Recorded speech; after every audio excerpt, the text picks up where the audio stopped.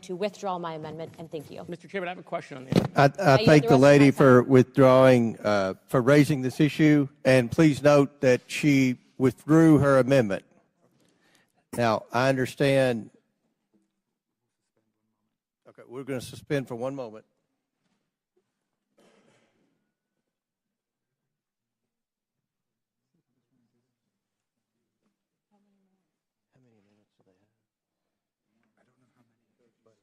You got to give us a ballpark. Yeah, I mean, you need to tell us what it is.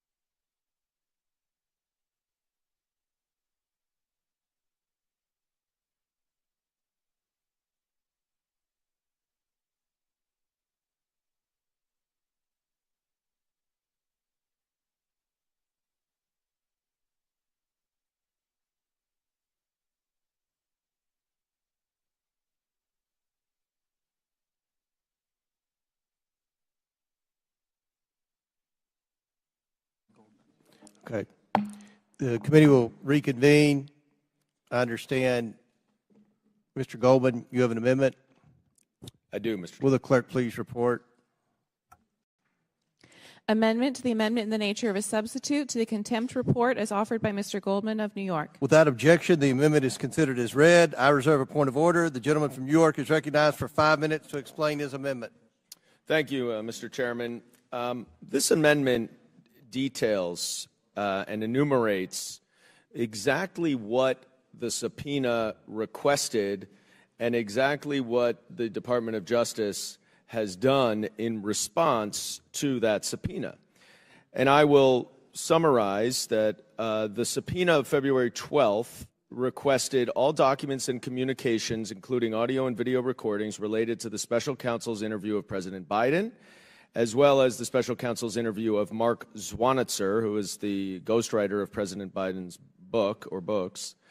3, the documents identified as A9 and A10 in Appendix A of Mr. Herr's report.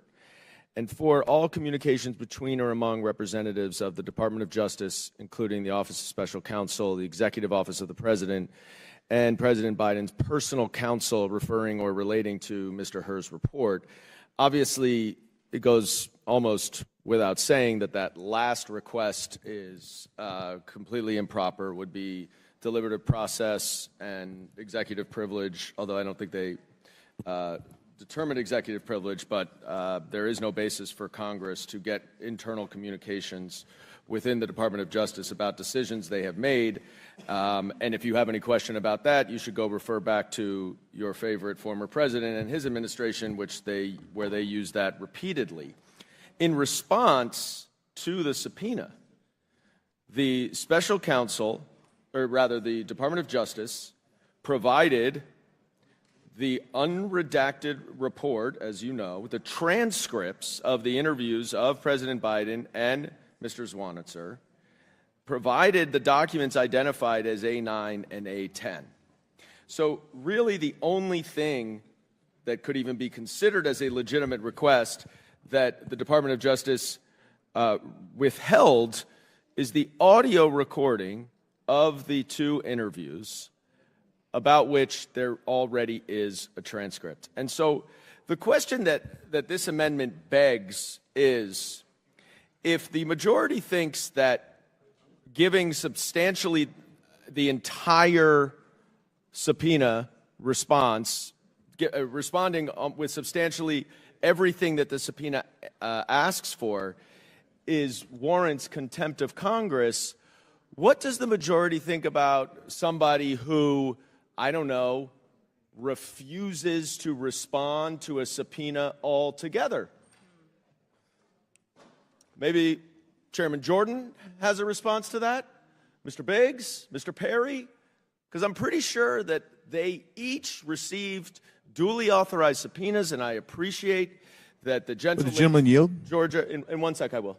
I appreciate that the gentle lady, I will, 1 second. The gentle lady from Georgia, with her esteemed legal knowledge, determined that the January 6th committee was not a legitimate committee, when unfortunately a number of actual courts of law determined that it was. So those subpoenas to members of Congress were duly authorized subpoenas.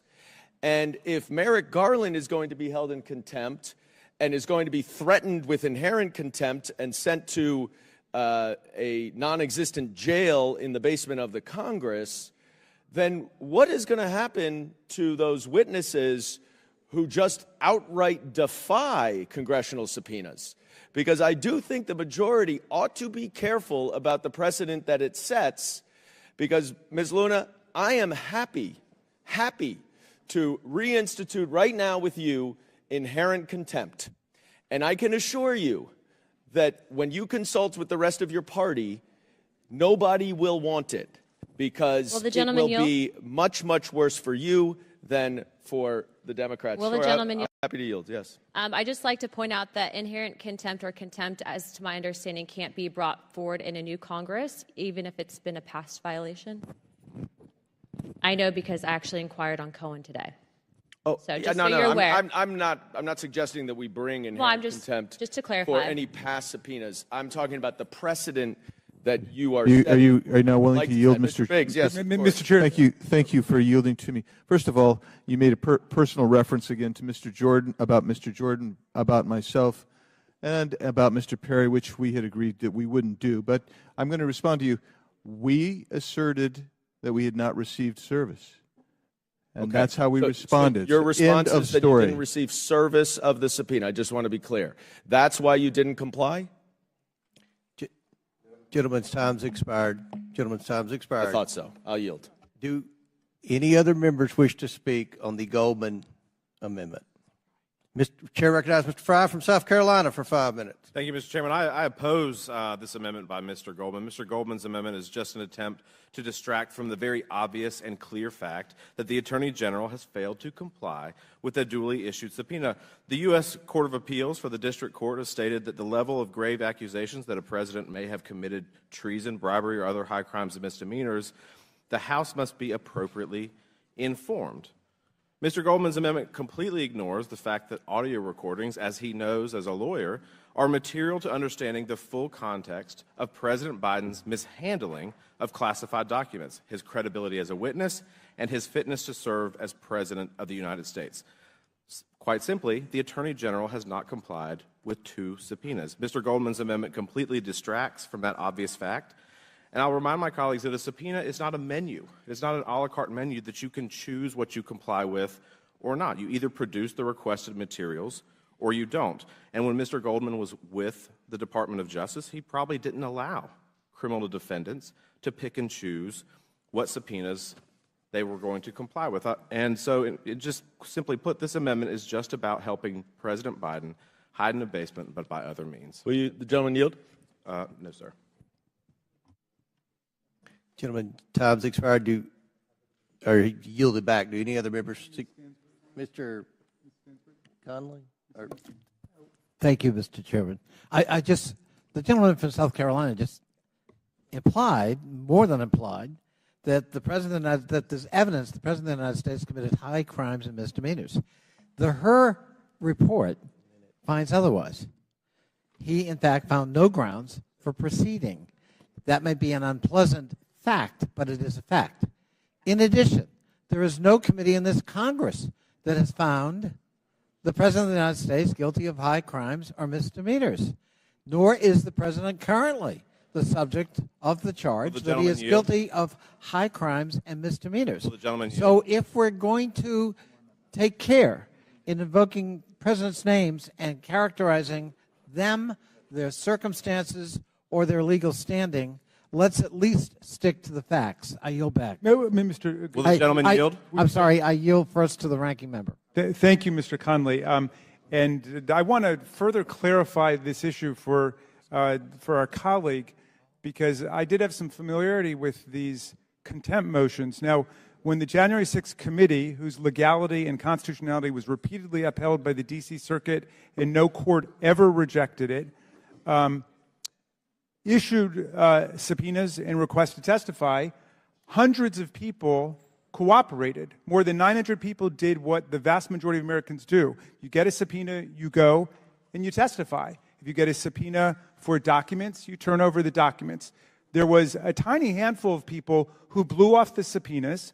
Some of them claimed to be invoking executive privilege even when Donald Trump didn't invoke executive privilege. Some of them were not even working for the government when they purported to invoke executive privilege, and they were referred for contempt motions and voted that way, and then prosecutions were brought only against those people who categorically didn't participate. I'll give you an example of someone who kind of did the hokey pokey. He was sort of in and sort of out, and that was Paul Manafort.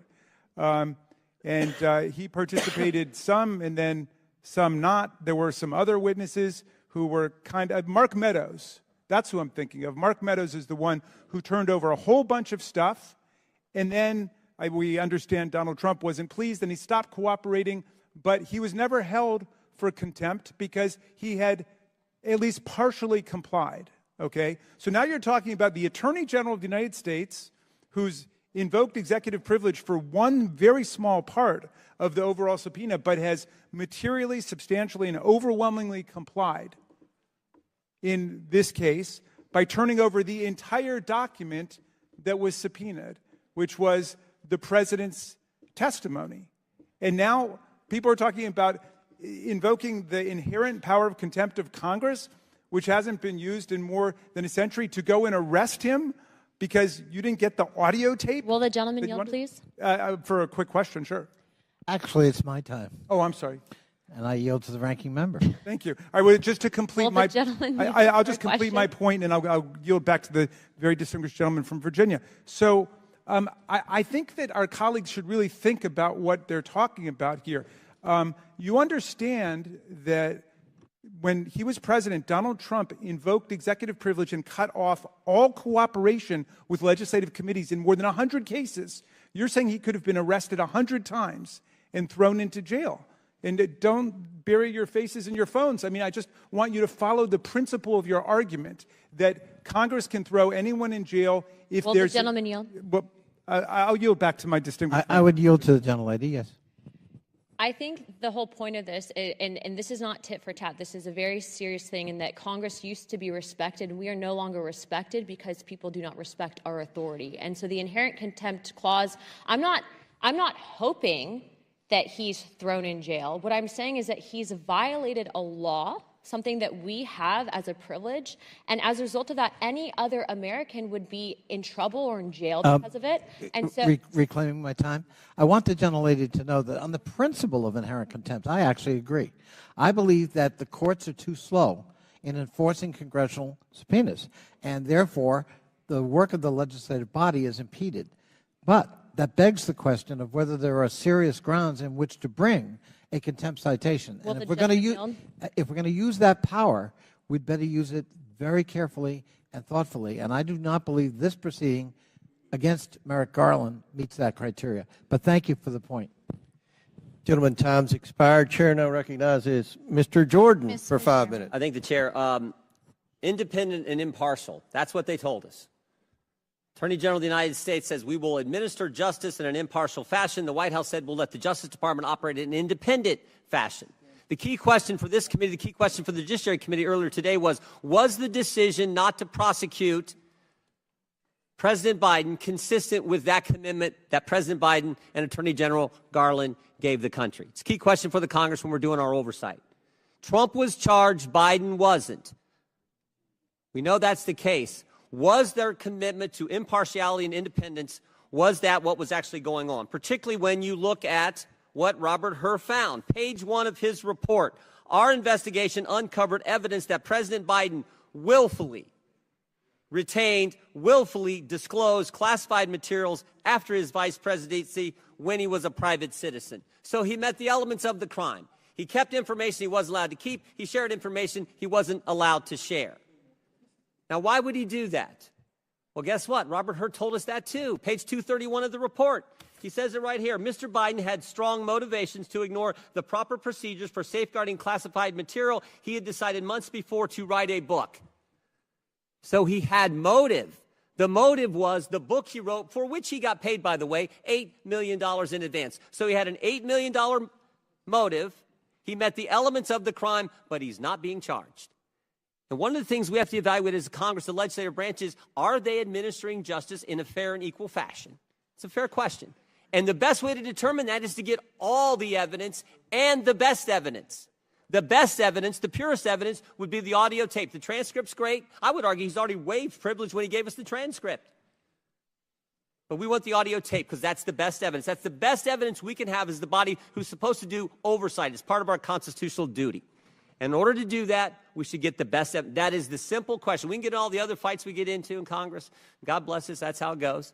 But to me, that's the fundamental question. The elements of the crime were met, both of them. He knowingly, and by the way, he knew the rules. He'd only been in government 50 years, chaired the Senate Foreign Relations Committee, Vice President of the United States, getting a daily briefing, intelligence briefing all the time. He knew the rules, didn't follow them, shared them with the ghostwriter, did it for $8 million, but wasn't charged. Why? Why? Because Mr. Hur said he's a forgetful, elderly gentleman. That's what he told us. So we want to evaluate it all. And the best way to do that is to get all the evidence. That's all this is about, plain and simple. I yield back. Gentleman yields back. Chair now recognizes Mr. Stansbury from New Mexico. Thank you, Mr. Chairman. I would like to make some points for the record on this amendment and on this proceeding this evening. And I want to start off by first saying to my colleagues across the aisle, welcome back to Washington, D.C. I know it's late, and I know a bunch of you have been traveling. You are on the road today, and I know you must be tired. You all were visiting Donald Trump's trial today to defend his porn star hush money case.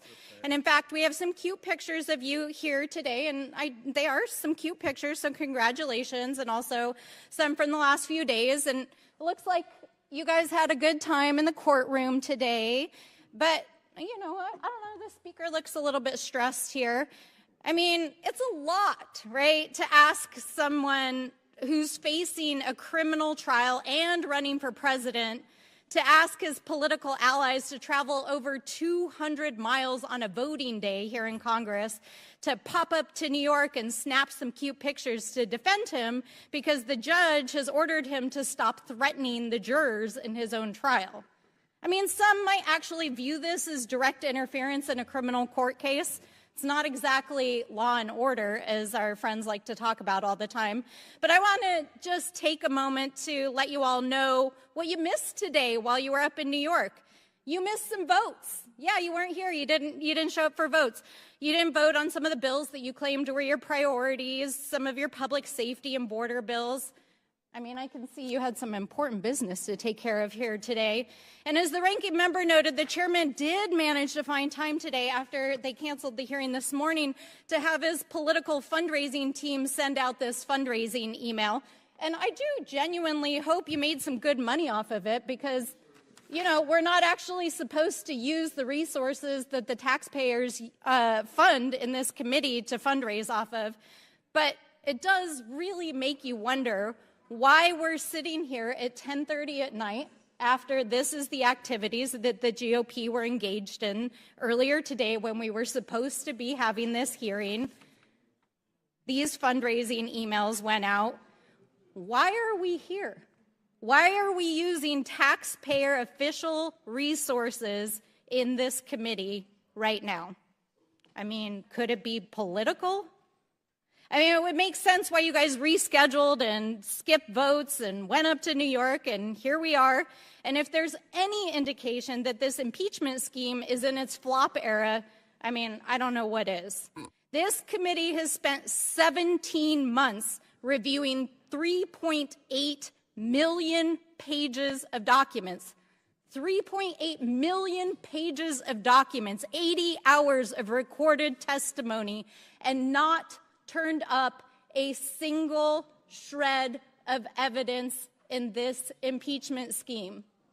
And yet you still had time to go to Donald Trump's trial where he's about to be convicted. And so, you know, I think it's very clear what all of this is about. The GOP is using this committee and its resources to make countless misleading and false statements to try to spin a political narrative, to fundraise off of it in a blatantly partisan effort to support Donald Trump's reelection. And I mean, if you need any evidence, it's right here behind me. So I thought it was important to really set the record straight on this. This is not a taxpayer-funded campaign effort. And if you needed any evidence that that is what the majority is involved in here, I think it's very clear that that is what this hearing is all about, or we wouldn't be sitting here at 10:30 at night after your little field trip. And with that, I yield back. Chair now recognizes Mr. Biggs. Thank you, Mr. Chairman. And this hearing started off tonight with a crazy satire, and with the condescending presentation we just received, it just continues and perpetuates. So I'm glad we actually had an agreement that we were going to tone it down. This is why you can't. It's tough to make deals with my colleagues across the aisle. Right. They condescend, they call out individuals, and they don't go to the issues. That's why it's tough, folks. That's why it's tough, and you wonder why. But here, let's take a look at a few things here. It wasn't that the special counsel Hur did not find that criminal activity had taken place. As Mr. Jordan just pointed out on page 2, we found out that the President Biden, when he was after he left the vice presidency, he unlawfully retained and disclosed classified information, but he wasn't prosecuted. That's what you guys conflate that. He wasn't charged, and you say, "Oh, see, he didn't do anything wrong." No, that's not true. He did something wrong, but Mr. Hur made a prosecutorial decision. He said, "Well, you know, this is a feeble old man with a poor memory, and you know what? Going to be tough to actually convict." Now, the Attorney General has received a subpoena, and this amendment by the gentleman from New York basically says, including audio and video recordings. And we're told, gee, if he substantially complied, whoop, that's great. That's all you have to do. But we actually had a great example earlier this evening why you just might want to have the oral transcript. You just might want to have that oral audio recording. What was it? You remember? Nobody could successfully identify and isolate and remember what Ms. Greene said exactly. And so we went to there, and the comment was, well, the best that we could determine. But you know what might have helped? An audio recording. And that's why an audio recording becomes valuable in this particular case as well. Now, yes, the best evidence, the original evidence. Now, the President Biden has now asserted executive privilege, which is no longer available to him because he waived executive privilege when he actually provided the written transcript. He also went way past the deadline. He should have, when the subpoena was due, that's when he should have made that assertion. He chose not to, and that's part of his problem. And then I think of the Mitchell case, and if you remember the U.S. v. Mitchell case, President Nixon was trying to get by with turning over what? Some part of the written transcript. This is the written transcript. This is what you should have. And the U.S. Supreme Court said, no, turn over the audio recordings. That's what happened in the U.S. v. Mitchell case. Next thing here, when we get to the jurisdiction, oh, my goodness gracious, we don't have jurisdiction. Actually, we do. Rule 10.4 C2, take a look at that.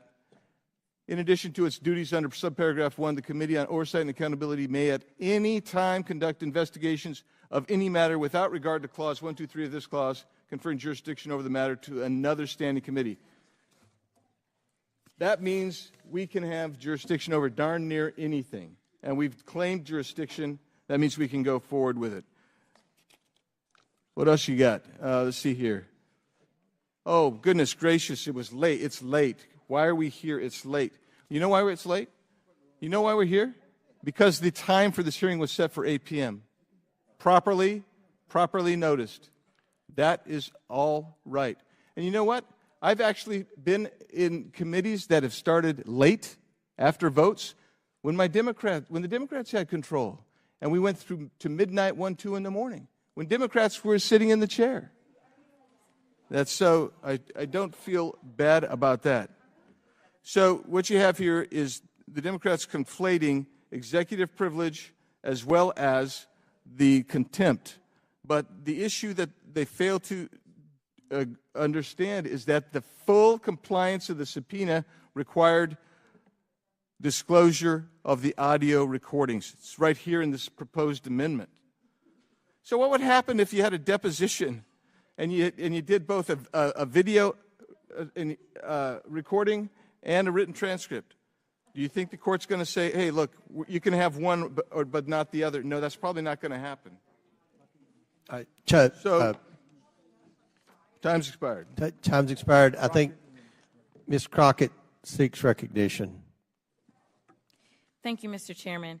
I do want to make sure that we point out some obvious differences in what the majority is talking about. Number one, we're talking about an interview that was voluntarily done by the sitting president of the United States versus someone who is obstructed at every angle. In fact, is continually obstructing to the extent that we are waiting on the Supreme Court to give us a ruling on whether or not it's okay for him to commit his crimes while sitting in the Oval Office and be excused for them.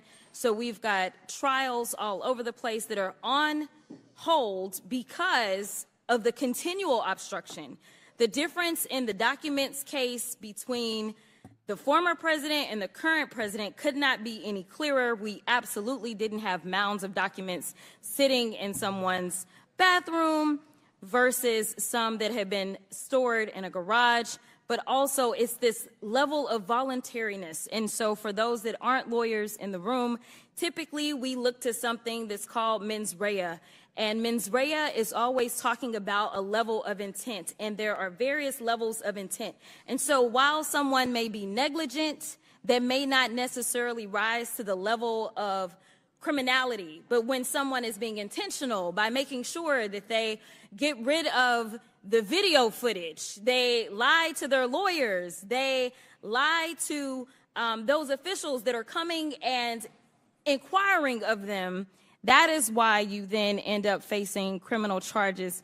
But I also just want to make it clear, because it seems like when we talk about conflating, that those in this legislative body really want to be more so on the judiciary side of things. They really sound like they want to enforce various things. They want to enforce the law. They want to somehow decide over what has already been decided, that the President of the United States should be charged with a crime, and I guess somehow they're going to figure out a way to charge the President. But I do want to remind this committee and the chairman that since since day one of the 118th Congress, which is now over 17 months, the majority has wasted the committee's resources, time, and quite frankly, the sanity of members and staff on a sham impeachment investigation that has failed to produce one legitimate piece of evidence of wrongdoing by President Biden, and the quote-unquote evidence our chair and majority used as its basis to try to impeach the president was the FD 1023 form that is since found to have information from an individual who was fed lies by Russian assets. Now, I know the chairman and the majority on this committee know how to read, and so, in fact, we heard from a member that she's read through all the rules.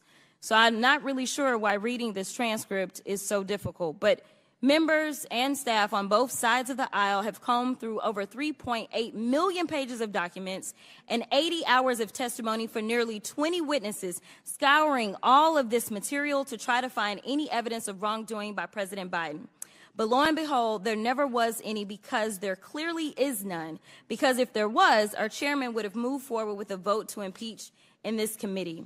The American people want the truth, and the truth is that every member on this committee has access to the 250 pages of transcript of what the president said during his voluntary sit-down for questioning with the special counsel.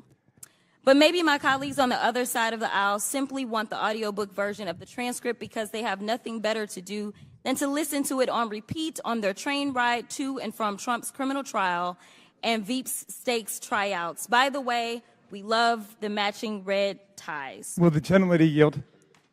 I will yield. Thank you very much. I just wanted to make a point in answer to the distinguished chairman of the Judiciary Committee.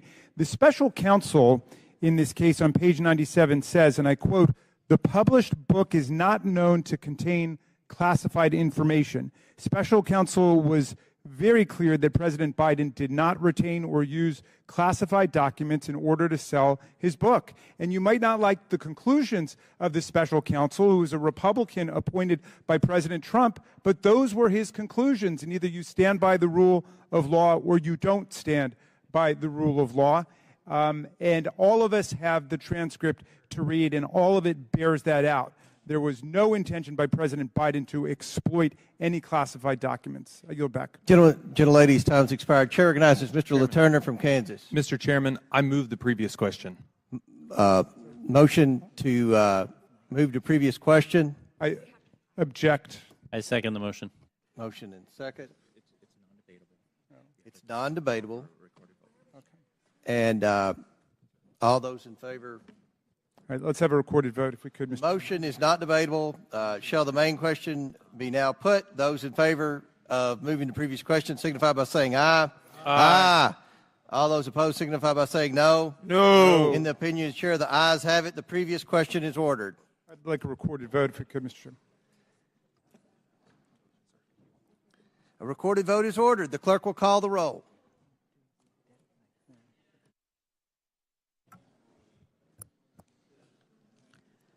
Mr. Jordan, Mr. Turner,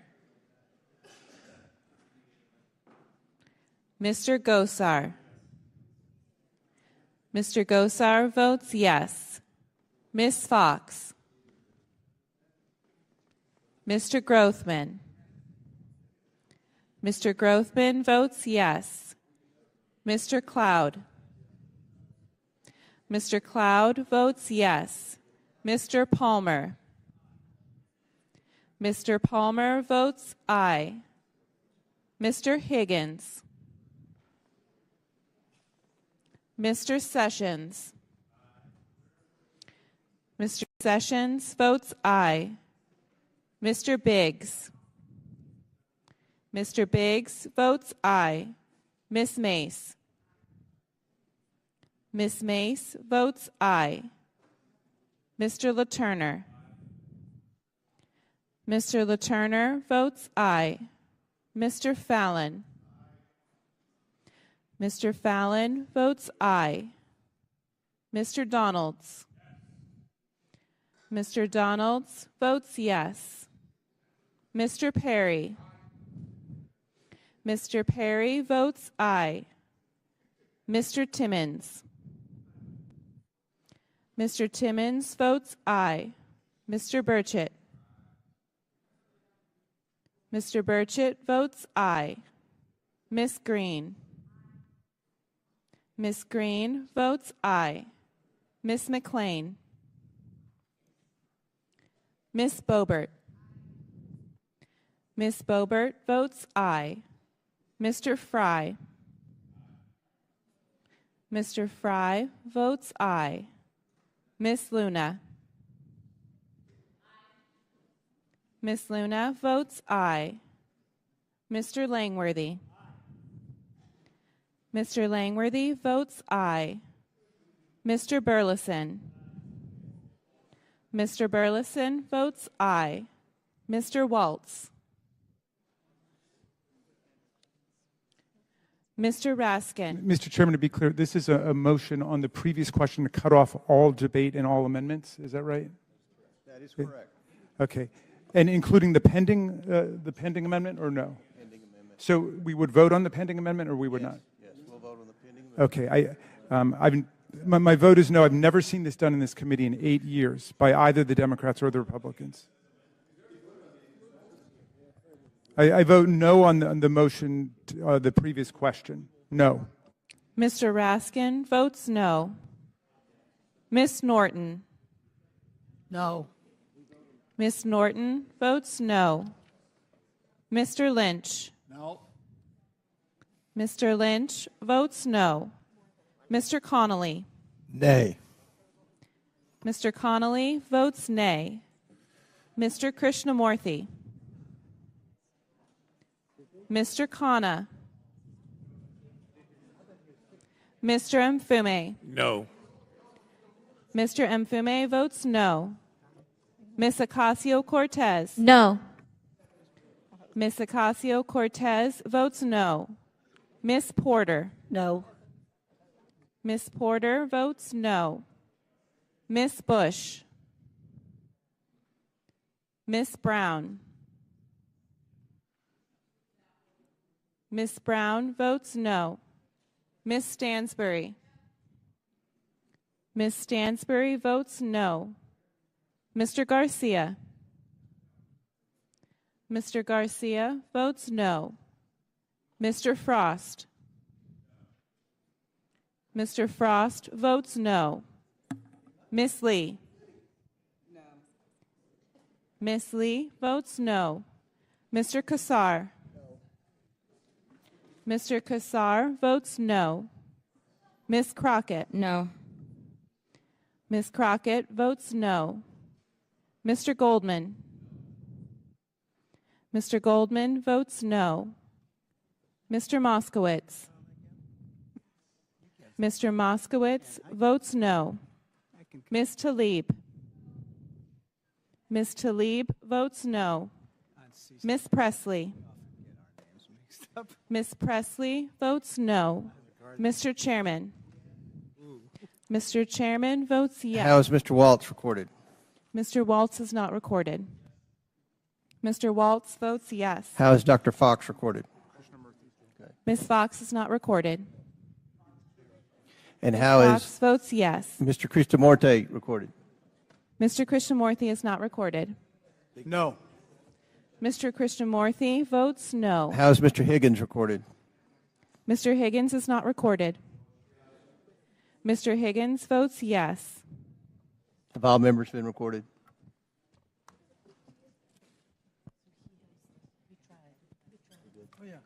Mr. Chairman, would you just explain why you invoked that? Because that hasn't happened in 70 years in this committee. Will the clerk please report?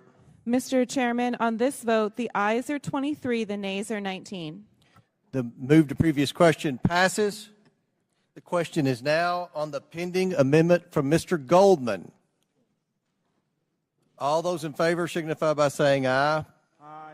All those opposed signify by saying no. No. In the opinion of the chair, the noes have it, and the amendment is not agreed to. Request recorded vote. A request for recorded vote has been requested. Will the clerk please call the roll? This is on the Goldman amendment. Mr. Jordan. Mr. Turner. Mr. Gosar. Mr. Gosar votes no. Ms. Fox. Ms. Fox votes no. Crazy. Mr. Grothman.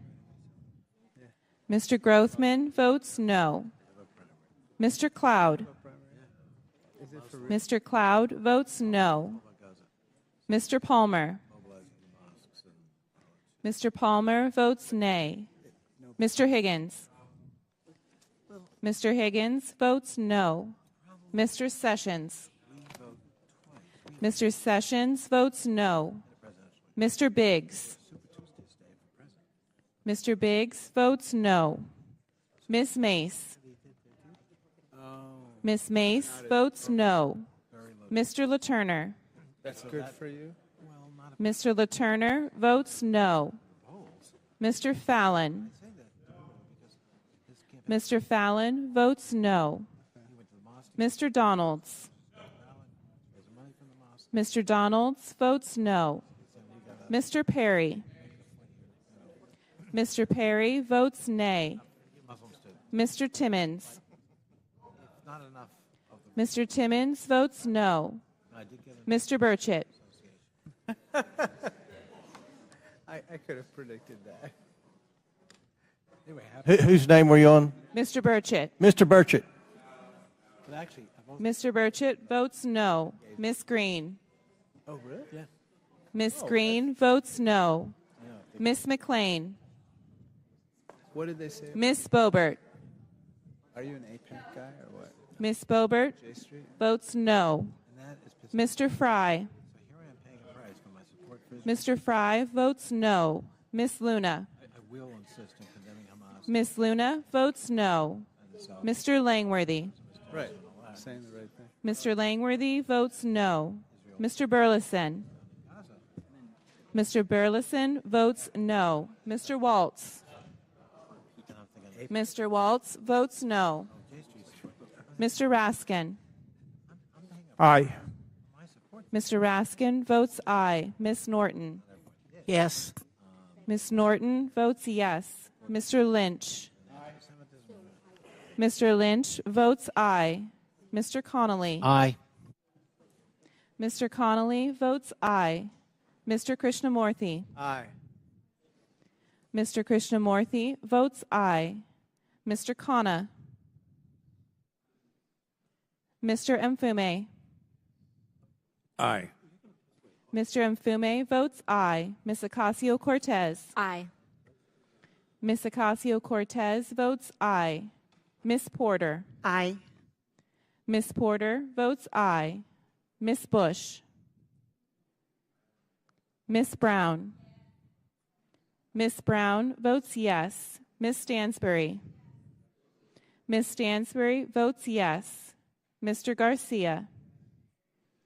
Mr. Garcia votes yes. Mr. Frost. Mr. Frost votes yes. Ms. Lee. Ms. Lee votes yes. Mr. Kassar. Mr. Kassar votes yes. Ms. Crockett. Ms. Crockett votes yes. Mr. Goldman. Mr. Goldman votes yea. Mr. Moskowitz. Mr. Moskowitz votes yes. Ms. Tlaib. Ms. Tlaib votes yes. Ms. Presley. Ms. Presley votes yes. Mr. Chairman. Mr. Chairman votes no. Has Mr. Perry been recorded? Mr. Perry is recorded as no. Have any other members that not been recorded? Seeing none, will the clerk report the tally?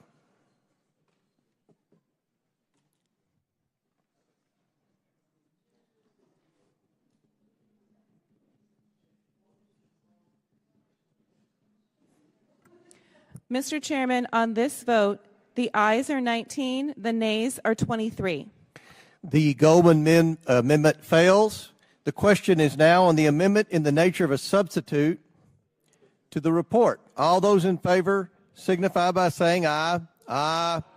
All those opposed signify by saying no. No. In the opinion of the chair, the ayes have it. The amendment in the nature of a substitute to the report is agreed to. Recorded vote. Now, on the A&S? Yeah. Okay. But we're not allowed to bring in any other amendments. Well, we've had deals that have you all. It hasn't happened in you have 70 not- years. you- Mr. you Chairman. have- 70 years. We have tried to negotiate with you, and you've not done it. A recorded vote is ordered on the A&S. Will the clerk please report? Mr. Jordan. It's. Mr. Turner. I don't know, but they say we can't. So. Mr. Gosar. Mr. Gosar votes yes. Ms. Fox. Ms. Fox votes yes. Mr. Grothman. Mr. Grothman votes yes. Mr. Cloud.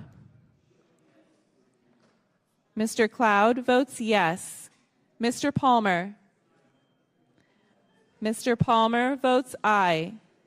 Mr. Higgins. Mr. Higgins votes yes. Mr. Sessions. Mr. Sessions votes aye. Mr. Biggs.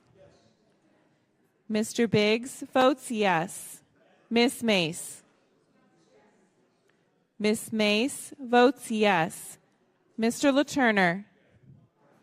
Mr. LaTurner votes yes. Mr. Fallon. Mr. Fallon votes yes. Mr. Donalds. Mr. Donalds votes yes. Mr. Perry. Mr. Perry votes yes. Mr. Timmons. Mr. Timmons votes yes. Mr. Burchett. Mr. Burchett votes aye. Ms. Green. Ms. Green votes aye. Ms. McLean. Ms. Boebert. Ms. Boebert votes aye. Mr. Fry. Mr. Fry votes aye. Ms. Luna. Ms. Luna votes aye. Mr. Langworthy. Mr. Langworthy votes aye. Mr. Burleson. Mr. Burleson votes aye. Mr. Waltz. Mr. Waltz votes aye. Mr. Raskin. No. Mr. Raskin votes no. Ms. Norton. No. Ms. Norton votes no. Mr. Lynch. Mr. Lynch votes no. Mr. Connolly. Nay. Mr. Connolly votes nay. Mr. Krishnamurthy. Mr. Krishnamurthy votes nay. Mr. Khanna. Mr. Mfume. No. Mr. Mfume votes no. Ms. Ocasio-Cortez. No. Ms. Ocasio-Cortez votes no.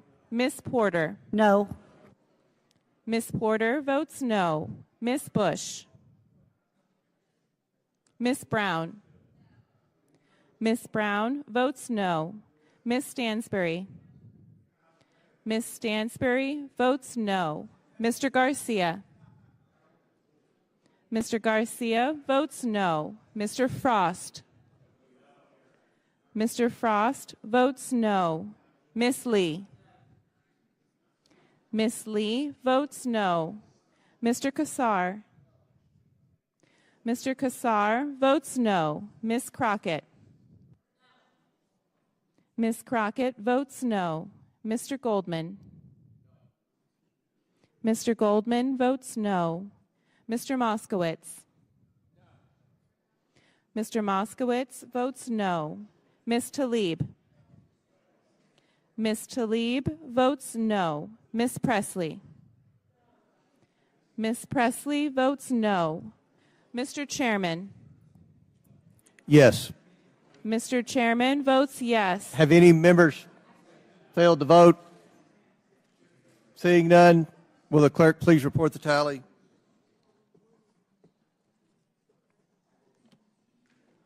Mr. Chairman, on this vote, the ayes are 23, the nays are 19.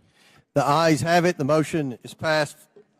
The question is now unfavorably reporting the report. Members will record their vote. We do the no. Okay, the clerk will call the roll. So last vote. Mr. Jordan. Mr. Jordan votes yes. Mr. Turner. Mr. Gosar. Mr. Gosar votes yes. Ms. Fox. Ms. Fox votes yes. Mr. Grothman. Mr. Grothman votes yes. Mr. Cloud. Mr. Cloud votes yes. Mr. Palmer. Mr. Palmer votes aye. Mr. Higgins. Mr. Higgins votes yes. Mr. Sessions. Mr. Sessions votes yes. Mr. Biggs. Ms. Mace. I'm sorry, Mr. Biggs.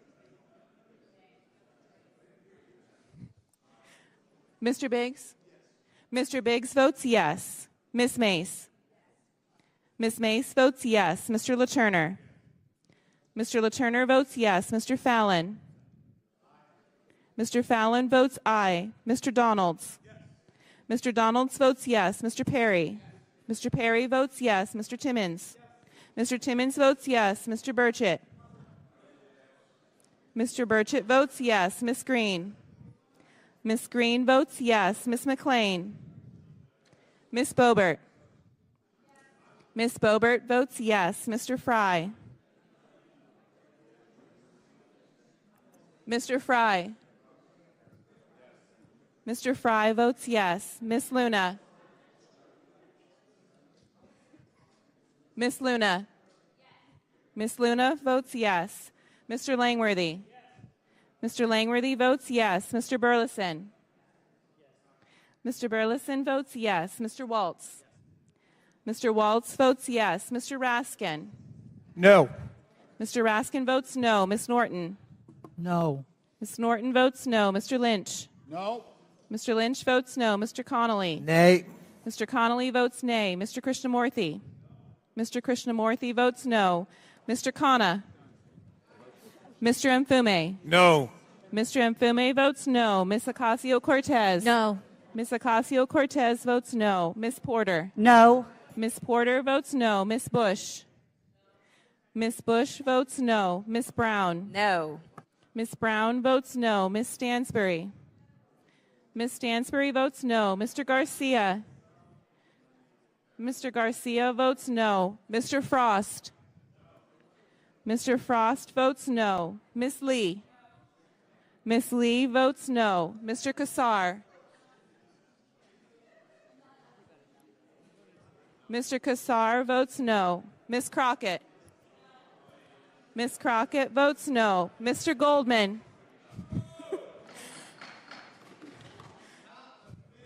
Mr. Goldman votes no. Mr. Moskowitz? Mr. Moskowitz votes no. Ms. Tlaib? Ms. Tlaib votes no. Ms. Presley? Ms. Presley votes no. Mr. Chairman? Mr. Chairman votes yes. Have all members been recorded? Will the clerk please report the tally?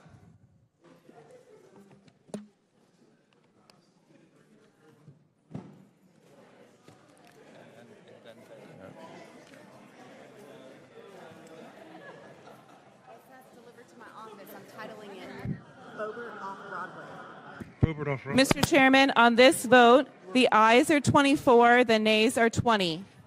The motion passes. Pursuant to this vote, the committee hereby adopts the report recommending that the House of Representatives find Attorney General Merrick Garland in contempt of Congress for refusal to comply with a subpoena duly issued by this committee. We will move the report to the full House. Without objection, the motion to reconsider is laid on the table. Mr. Chairman. Pursuant to House Rule 11, Clause 2, committee members shall have the right to file with the clerk of the committee supplemental, additional, minority, and dissenting views within 2 days. Without objection, so ordered. Additionally, the staff is authorized to make necessary technical and conforming changes to the report reported today, subject to the approval of the minority. Without objection, so ordered. If there is no further business before the committee, without objection, the committee stands adjourned.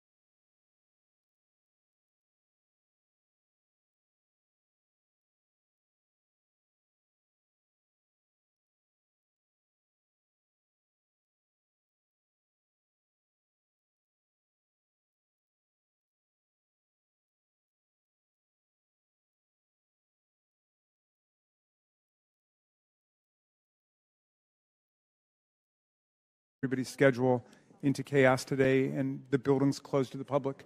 Why was that done? Okay, that's not an appropriate inquiry. The time of the meeting is not an appropriate procedural No, inquiry? your inquiry is not an appropriate parliamentary inquiry. So let's get back to order. Recognize myself for opening statement. Today's markup initiates contempt of Congress proceedings against U.S. Attorney Merrick Garland for defying a subpoena from the Oversight Committee. The committee's February subpoena required the Department of Justice to produce audio recordings of President Biden's interview with the special counsel investigating his mishandling and improper disclosure of classified materials. The department has chosen not to produce them. That's why we're here today. This is not a complicated subject. The Oversight Committee requires these audio recordings, and the Department of Justice has refused to provide them. We're not in court. The accommodations process has been exhausted. We are not making a request. The subpoena requires production. We are not requiring anything that interferes with an ongoing investigation. The special counsel already concluded his investigation by choosing not to charge President Biden because he is an, quote, elderly man with a poor memory, end quote. This morning, the Department of Justice informed the committee that the president has asserted executive privilege over the audio recordings of the president's interview with special counsel Hur. President Biden's decision to withhold the audio recording from Congress is alarming. The committee has already obtained the transcript of the interview. President Biden must have something to hide because it does not make sense that he would suppress the audio if the transcript was accurate. There is no substitute, as the many lawyers on this committee will tell you, for a recording of an actual conversation, not a summary, not a report, not a transcript. The White House has shown it is willing to alter transcripts to protect Joe Biden's image. We will not simply take the Justice Department's word about this interview. It is not the Department of Justice's decision how to cooperate with a subpoena, just like the people who receive subpoenas from DOJ do not get to negotiate their compliance. The Department of Justice is not above Congress. It is not above the law. It is also not President Biden's decision to assert executive privilege on audio recordings when the transcript has already been released. In 1974, the House rejected an attempt by President Nixon to release a transcript instead of subpoenaed audio recordings. And there should be bipartisan support to reject it here too. Not long ago, a very distinguished member of this committee said, and I quote, "The lesson is, please tell your children out there in America, if you get a subpoena to go before Congress, if you get a subpoena to go to the court, go. You have a legal responsibility to go," end quote. That distinguished member was none other than Ranking Member Jamie Raskin in 2022, only 2 years ago. Now Ranking Member Raskin has spent this Congress making excuses for why people like Hunter Biden or now the Department of Justice don't have to comply with congressional subpoenas. On January 10, 2023, this committee announced an investigation into President Biden's mishandling of classified documents. 2 days later, on January 12, 2023, the Attorney General announced his intent to appoint a special counsel to oversee the criminal investigation of President Biden. While the special counsel pursued his investigation, the committee did its own work and found facts that have challenged the White House's official narrative about these classified materials. Months of thorough investigating by this committee have revealed attempts by the White House to keep the truth from the American people, not just about the documents themselves and why Joe Biden had them, but President Biden's memory and mental capacity to do his job. The committee's timeline begins well before the White House's narrative that President Biden's private lawyers just stumbled upon classified materials in November 2022 at the Penn Biden Center. May 24th, 2022, 6 months before the White House's story began, the White House counsel, Dana Remus, contacted a Biden former employee to retrieve President Biden's materials from the Penn Biden Center and then traveled there herself to pick up boxes. Why would the most senior lawyer at the White House be going to pack up an office that was supposed to have pictures and personal documents in it? Why were President Biden's personal lawyers visiting the Penn Biden Center days before the discovery of classified materials if they thought they were just picking up pictures and letters? Why were they calling FedEx to pick up boxes and a White House employee was leaving with boxes before the November 2nd discovery? Now the White House won't permit this committee to depose Dana Remus. The White House won't allow any of the employees that entered the Penn Biden Center before November 2022 to speak with the committee. What is the White House afraid of? Why not be transparent and open with this committee and the American people? For that matter, what are Democrats on this committee who oppose the release of these audio recordings afraid of? The recordings will just be President Biden speaking. What is it that would make them nervous about that? It's because they know, once again, President Biden has not been honest. He hasn't been honest about his family's foreign entanglements. He hasn't been honest about mishandling classified documents. And if the Democrats were honest, they'd admit President Biden's mental capacity is declining. Americans see it happening every day. In fact, 6 in 10 Americans don't have confidence in Joe Biden's mental capacity. If the Attorney General wants to defy Congress and not produce the audio recordings, he will face consequences for those actions. The path before us is clear. I urge this committee to move forward with holding Attorney General Merrick Garland in contempt. I now recognize the ranking member. Thank you, Mr. Chairman. Ladies and gentlemen, in this special nighttime episode, we resume the madcap comedy mystery series called Comer's High Crimes and Misadventures, the hilarious quest to impeach a president who has done nothing wrong, an avowedly low-budget but multi-million-dollar taxpayer-funded production which most Americans assumed had ended 2 months ago and had completely forgotten about. But tonight, with the cast and crew now fresh back from a surprise You mean trip like to the New York January City, 6th committee? Stop it. I'd like my time restored to me, Mr. Chairman. Order, order. Chair recognizes ranking member. Okay. Order, order, order. Well, tonight with the cast and crew fresh back from their surprise trip to New York City, it's clear the show must go on. Now, our originally scheduled performance was supposed to be at 11 a.m. today, but it was postponed when members of the majority chose to join a mass spiritual pilgrimage to the New York criminal trial of a Florida man, an adjudicated fraudster and rapist, as he faces 34 felony counts of falsifying corporate financial records to cover up $130,000 paid in hush money to a porn star sex partner. Now, although some people are churlishly complaining that members should actually be here to vote on public business and should not have forced a last-minute change in the committee schedule, our colleagues properly demonstrated for all of history their fierce devotion to this clearly reformed, devout, and pious Florida spiritual leader who many supporters are now calling the Messiah from Mar-a-Lago. Of course, in the meantime, Chairman Jordan in the House Judiciary Will Committee... the gentleman yield? Preempted. No, I'm in the middle Sir, of my I appreciate that photo. It's a good photo. I would like a copy of that. With it. Would you like a signed one, Raskin? Yes, Could you get your members in order, Mr. Chairman? It's a great photo. I want a copy of it. Order. Mr. Chairman. In the meantime, Chairman Jordan in the House Judiciary Committee preempted our GOP colleagues on oversight, rendering this entire exercise not only absurd, but completely meaningless and redundant. They have already held Attorney General Garland purportedly in contempt. Now, when we last met on this matter, you will recall that the majority still had not identified a single high crime or misdemeanor that the president had committed. The committee's impressive 3.8 million pages of documents and 80 hours of testimony from 20 witnesses produced nothing but overwhelming and definitive proof that President Biden had done nothing wrong. So desperate for a new storyline, Republicans have come up with this astonishing new plot twist. They now propose to hold the Attorney General of the United States in contempt for giving the committee the information it asked for. And it is information that has absolutely nothing to do with their failed impeachment investigation or any high crimes or misdemeanors.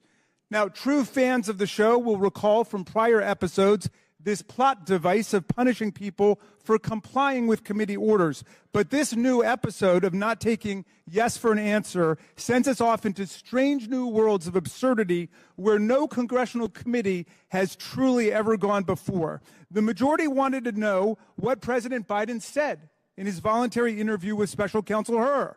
And maybe there was an impeachable diamond lurking in the rough. So the Justice Department complied with the request. It turned over the 250-page transcript of President Biden's 5-hour interview with the special counsel. We had a hearing on it in this committee. The special counsel came, and there was nothing impeachable there. If there had been, you would have taken up Mr. Moskowitz's offer, and you would have voted on impeachment after it happened. But you did it. Committee members and millions of Americans got to read the entire transcript and can read it right now if they like. We all can learn what the president was asked and see how he answered each and every question. But the chairman insists that's not enough. He and the rest of America are clearly able to read the interview, but he wants to be able to hear the interview. The book is not sufficient. He wants the audio book. And because of this gratuitous and comical request, the whole troop now seeks to hold the Attorney General of the United States of America in contempt. Anyone watching can grasp the fallacy cleverly tucked into this new special primetime episode. There is nothing relevant or material that our committee can learn from an audio tape, which we cannot learn from the 250 pages of the transcript. The format of the medium does not change the content of the communications. So, in this absurd twist, our friends now seek to blame the spectacular belly flop of their own impeachment probe on Attorney General Garland and his sneaky effort to obstruct the investigation by cooperating with it. We know what real obstruction looks like because the last president specialized in it. This president agreed to sit down for a voluntary 5-hour interview with the special counsel investigating him. Attorney General Garland turned over the complete 250-page transcript interview. That's not obstruction. Real obstruction was Trump and his administration refusing to provide information Congress requested in more than 100 different congressional investigations and inquiries. And I know that pleases the gentlelady from Georgia because he issued... I just want to hear Joe Biden. Why can't the American people hear him? Order, Mr. Chairman. Get her under control. President Trump issued an edict. No, I am glad that the gentlelady from Georgia is learning something tonight, okay? The president... I encourage her to be a good listener, and she's been a good listener. So, Mr. Chairman, the last president issued an edict directing all federal officials in his administration to categorically ignore and reject all congressional subpoenas. Do my colleagues remember that? Do they know that? He told them not to cooperate with any federal investigation at all by Congress. And we didn't hear a peep from any of them. That was real obstruction.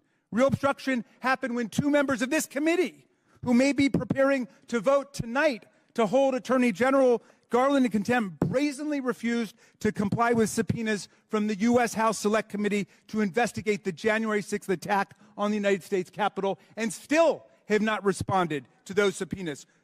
But now it seems, Mr. Chairman, I just got past something that the whole obstruction gimmick may just be a fundraising ploy, which demeans the overwhelming legal integrity and impressive theatrical ambitions of this enterprise. I was just handed a mass fundraising email solicitation for your campaign that you sent out this evening, Mr. Chairman, stating that, quote, Biden and his advisors are terrified that I will release the recordings, forcing the media and Democrats to answer for the dismal decline of Biden's mental state. This could be the final blow to Biden with swing voters across the country. The Democrats are pulling out all the stops to stop the bleeding. Signed, James Comer, Chairman, House Oversight Committee. Now, I must confess my disappointment to be handed this fundraising solicitation, signed by you as Chairman of the House Oversight Committee. I thought that you were serious about the legal enterprise here and not just another political huckster calling hearings to score cheap political points and to make a buck. Mr. Chairman, I'd like to ask unanimous consent to enter into the record the full and complete 250-page transcript of the President's interview with Special Counsel Hur, which we have now had in our committee for more than 2 months. Without objection, so ordered. And I know that some people may think this is a big Broadway production now with everybody's trip to the Big Apple, but it is high time to close this unhinged series and get back to some semblance of the people's work. We have the interview transcript. We have the President's words. There's no basis for this outlandish contempt proceeding, which only further disgraces our committee along with judiciary. Accordingly, Mr. Chairman, and since your members seem to be in such a hurry to be done with this, I move to immediately adjourn these proceedings. Seconded. I second. So in your opening statement, you move to adjourn. I'm moving to adjourn these proceedings. Second. Motion and second. All those in favor of adjournment signify by saying aye. Aye. All those opposed, no. No. The noes have it. Motion fails. Now, do any other members wish to be heard? Recorded vote. A recorded vote has been requested. The clerk will call the roll. We got our thing. Why are we not doing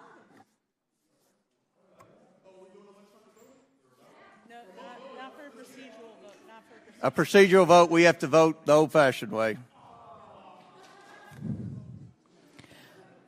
Mr. Jordan, Mr. Turner,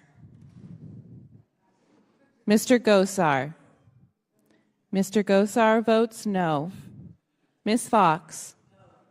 Ms. Fox votes no. Mr. Grothman. Mr. Grothman votes no. Mr. Cloud. Mr. Cloud votes no. Mr. Palmer. Mr. Palmer votes no. Mr. Higgins.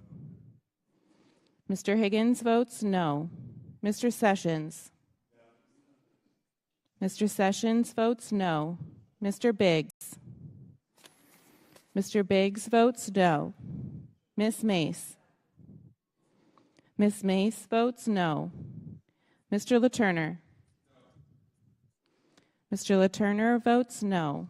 Mr. Fallon. Mr. Fallon votes no. Mr. Donalds. Mr. Donalds votes no. Mr. Perry. Mr. Perry votes no. Mr. Timmons. Mr. Timmons votes no. Mr. Burchett. No. Mr. Burchett votes no. Ms. Green. No. Ms. Green votes no. Ms. McLean. Ms. Boebert. No. Ms. Boebert votes no. Mr. Fry. Mr. Fry votes no. Ms. Luna. Ms. Luna votes no. Mr. Langworthy. Mr. Langworthy votes no. Mr. Burleson. Mr. Burleson votes no. Mr. Waltz. Mr. Waltz votes no. Mr. Raskin. Aye. Mr. Raskin votes aye. Ms. Norton. Yes. Ms. Norton votes yes. Mr. Lynch. Mr. Lynch votes aye. Mr. Connolly. Aye. Mr. Connolly votes aye. Mr. Krishnamurthy. Mr. Krishnamurthy votes aye. Mr. Khanna. Mr. Mfume. Aye. Mr. Mfume votes aye. Ms. Ocasio-Cortez. Aye. Ms. Ocasio-Cortez votes aye. Ms. Porter. Aye.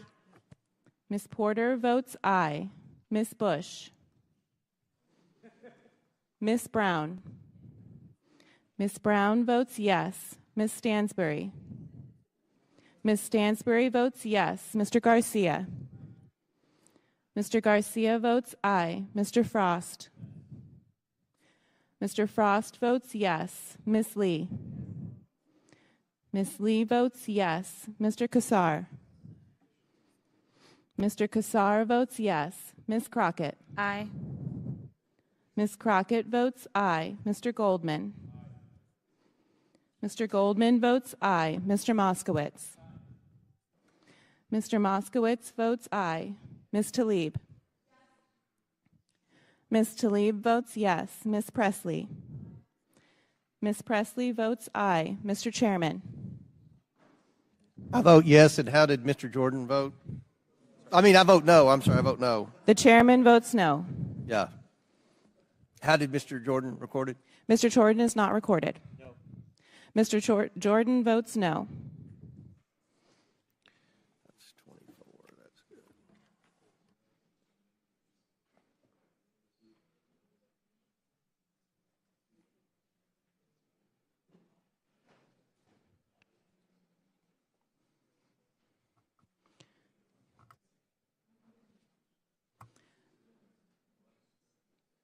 Mr. Chairman, on this vote, the nays are 24, the ayes are 19. The noes have it. The motion to adjourn fails. Is any Mr. Chairman, move to other strike the members last seek word. recognition? Mr. Chairman, move to strike the last word. Chair recognizes Mr. Moskowitz. All right, thank you, Mr. Chairman. All right, so welcome to Oversight After Dark. If you love James Comer at 11 o'clock in the morning, you're really going to love him at 8:30 p.m. So, members, the hearing was moved today. We don't have to ask the question. The hearing was moved today so that members could go to New York and attend the Trump hearing. But how's he doing? He's complained that he's chilly in the courtroom. Is it chilly? Is it chilly? Will the gentleman yield? No, I'll assume it's He's chilly. doing very good. Okay, good. So, it was mentioned by the ranking member about really what we're doing here. You don't have to listen to my words. I would like to do a spirited reading of the campaign email sent out by the chairman. And it's on lovely stationery. In fact, it says, from the desk of the oversight chairman. I'm not sure you can do that, but I'm not an ethics expert. It says, friend. President Biden is exerting executive privilege in a last-ditch attempt to stop the disastrous audio recording of his interview with special counsel from being released. And it's highlighted in yellow. Want to make sure people saw that. Just a few months ago, the White House bragged that Joe Biden had nothing to hide and would not exert executive privilege during special counsel Hur's investigation. They even said he had nothing to hide. That's in italics.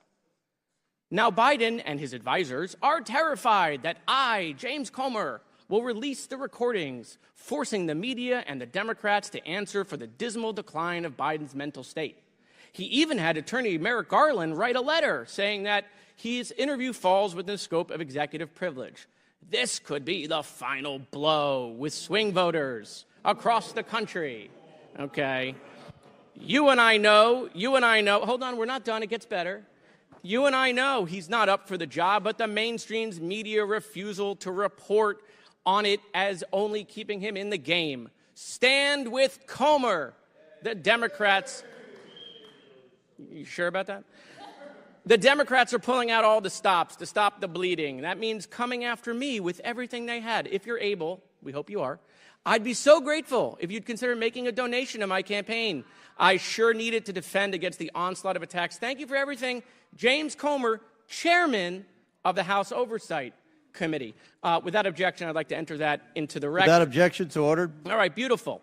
So again, Mr. Chairman, since you think this is the final blow, right, and obviously the chairman of Judiciary is here too, we only have June, July, and September before the election. We're not here in August and October. So, I mean, I'm sure the American people are paying attention at 11:30 p.m. where you buried this hearing because it's so important. When are we going to do the impeachment of Joe Biden? When is that going to happen? Is it going to be June? Is it going to be July? Is it going to be September? Let's just put it on the calendar. Let's just put it on the calendar. Pick a month. We're available. We were available at 11 a.m. You guys weren't. Just pick a month, right, so we can get it on the calendar and do the impeachment. So hold on. I'll give you choices. Ready? June. July. How about September? Okay. So we're never going to schedule this thing. It's never going to happen. He's sending out more subpoenas because he has no evidence. Okay. And yet here we go around and around and around. And so we get it. You'll raise money off of it. Congratulations to you. If you want, Mr. Chairman, I can get the transcript out I can do a spirited reading. We can sit here. I'll do all 250 pages for you. I'll even put on like a Biden mask, make it visual so you can like really get in the moment. I mean, we just want to know, like, what's it going to take, Mr. Chairman, to get you comfortable? You go on Newsmax and you get comfortable. What's it going to take to get you comfortable to ask your friend Chairman Jordan sitting next to you when we're going to schedule impeachment? So we'll do it again. Ready? How about June, July, September? Does the gentleman know how many spare Biden masks there are available in D.C.? I don't, but there's a lot on Etsy. I mean, you can get lots of things. Okay, so look, I'll yield the balance of my time to the ranking member if he wants to use the last 40. Oh, you have something to say, Mr. Chairman? Go ahead, please. No, I was going to say you yielded to Ranking Member Yeah, Raskin. I'm done. He has 30 seconds. Go ahead, Mr. Ranking Member. Thank you, Mr. Moskowitz. There is an ethics principle that no solicitation of a campaign or political contribution may be linked to an action taken or to be taken by a member or employee in his or her official capacity. That's just a reminder to my side. I hope that nobody is linking specific actions that you're taking on the Oversight Committee to campaign contributions or solicitations. And with that, I'll yield back to the distinguished gentleman from Florida. Time's expired. Does any other member seek recognition? Mr. Chair Chairman, recognizes Ms. Green. I'd like to know if any of the Democrats on this committee are employing Judge Merchan's daughter. Please tell me what that has to do with Merrick Garland. Is she a porn star? Oh, Goldman. That's right. He's advising. Okay. He's advising who? What? Do you know what we're here for? You know we're here about AG. I don't think you know what you're here for. Well, you the one talking about. I think your fake eyelashes are messing up. No, what you're ain't reading. nothing. Hold on. Listen. Order. Mr. Chairman, That's beneath would even you you, please Green. regain That's beneath order even of your you. committee? Order. Please. There's a point of order. We have a point of order. Mr. Lynch, state your point.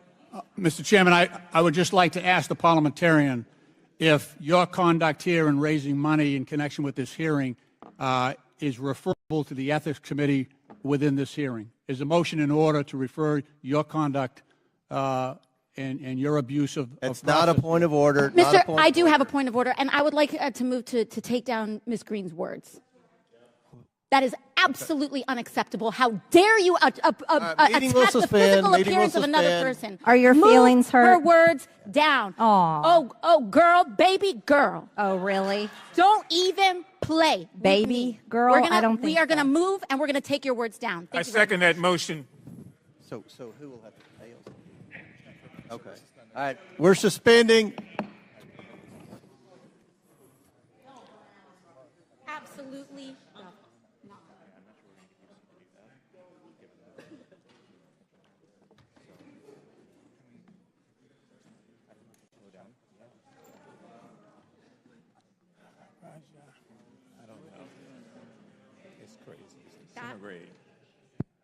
No, we're taking her words down.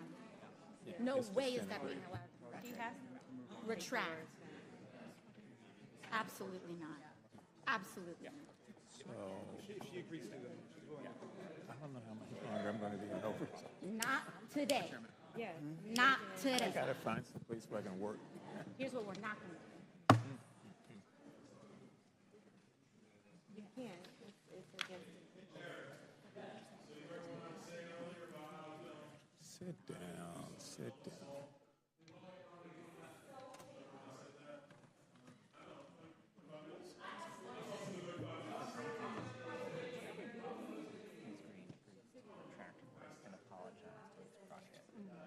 That's fine, but she has to do a public and she has to actually apologize. And if it's not a real apology, here's what we're not going to do. We're not going to do a smarmy apology.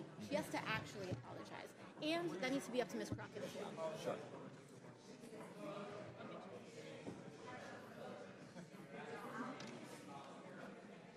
It needs to be sincere. This is crazy.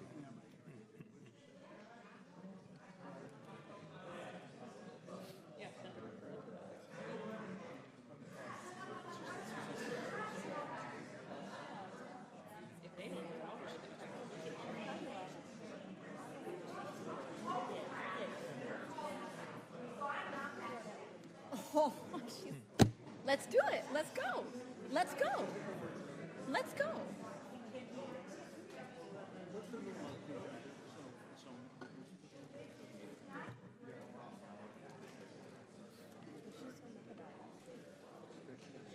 Because her ego's bruised. Yeah, that's what it is. That's all it is. She's not used She to doesn't people wanna talking say- back to her. She doesn't want to say sorry to nobody for nothing. She's going to learn.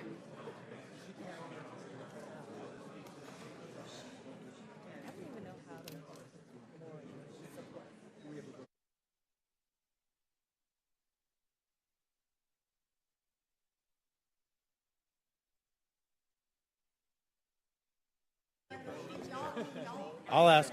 Yeah. No. No.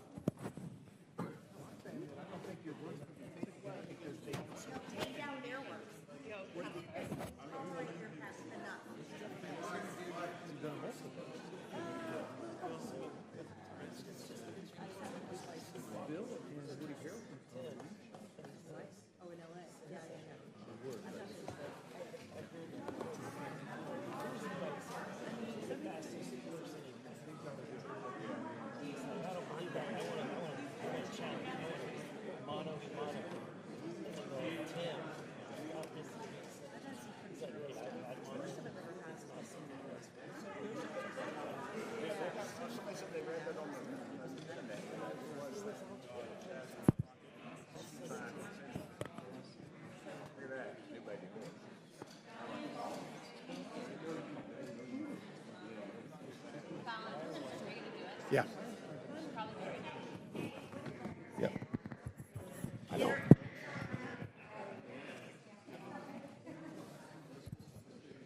You can. Who's leaving?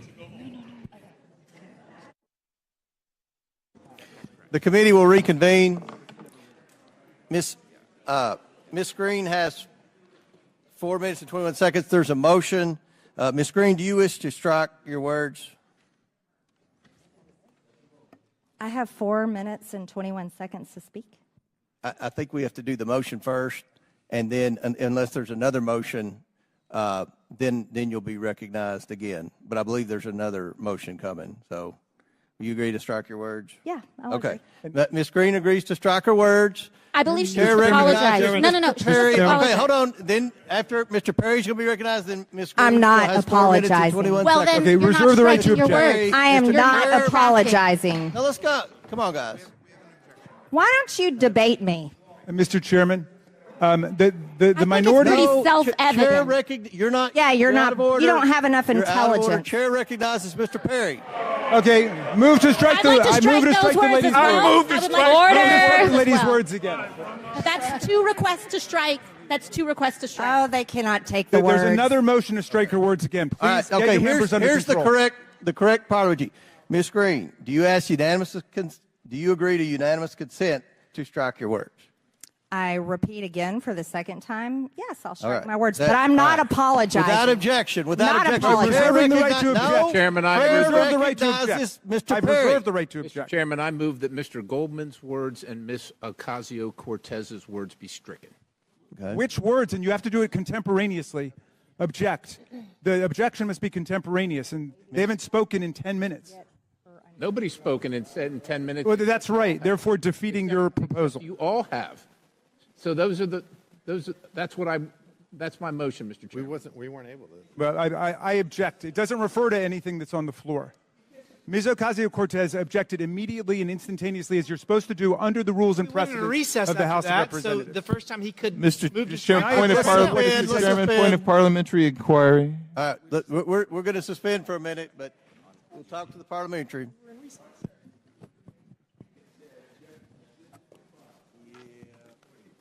I object to your objection.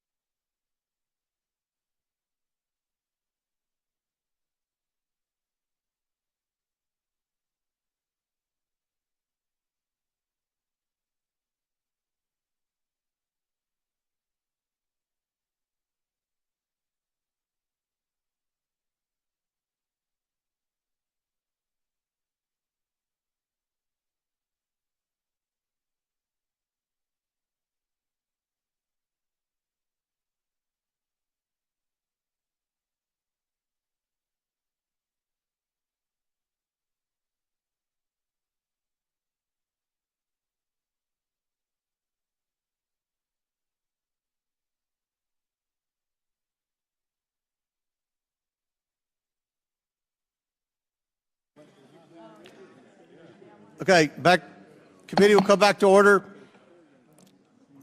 So, Ms. Greene asked unanimous consent to strike her words. Mr. Raskin objected. I'm going to recognize Mr. Raskin for his objection. We're not counting against Ms. Greene has 4 minutes and 21 seconds left. This will not count against her time. Thank you, Mr. Chairman. I reserve the right to object because the understanding of the minority is that the gentlelady from Georgia would move to take her words down and strike her words and to offer a sincere apology for having engaged in personalities against another member, offending her personal appearance and insulting her. We don't do that in this committee.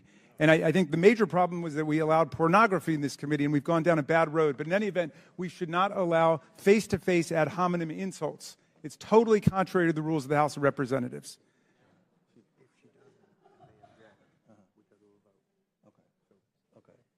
And I would ask Ms. Greene if she would just make the apology. It's not that complicated. We don't want to get into face-to-face insults. You will never get an apology out of me. I don't owe you one. Then I object. Then I object, Mr. Chairman. Mr. Raskins objects. So the member will state the words he wishes taken down or she wishes taken down. Well, what I heard her say, but I would like her to repeat the words. What I heard her to say was, and you can take off your fake eyelashes too. Well, then what did you say? I mean, what did you say, Ms. Greene? Really? What was? I mean, the clerk needs to report the words, but those. Okay, the clerk. That was the sum and substance. The clerk will report the words. Clerk will report the words.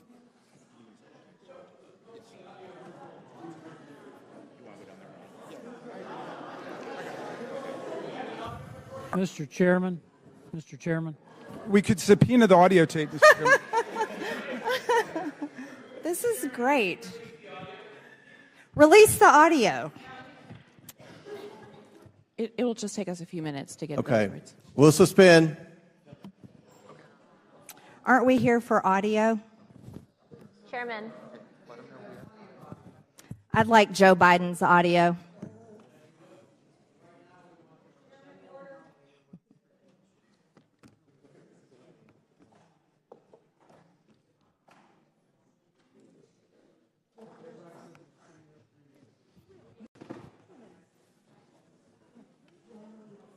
Celsius. Where?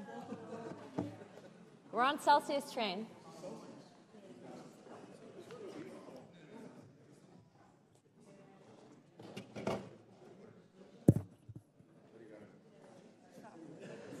Celsius? Can you grab me one?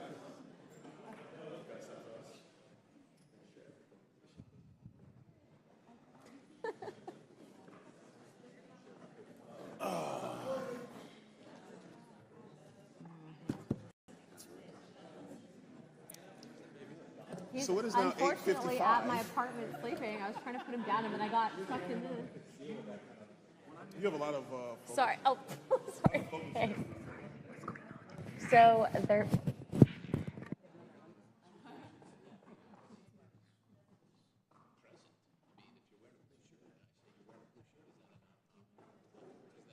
Are they or are they not fake eyelashes?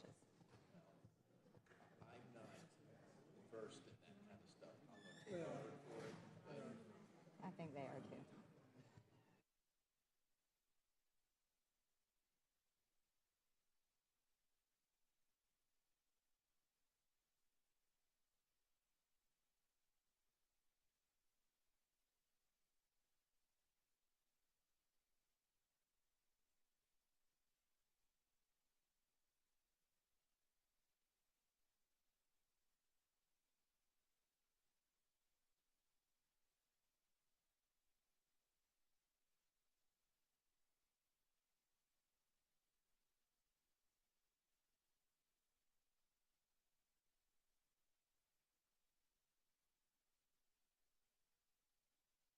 All right. It's like rule of the house. You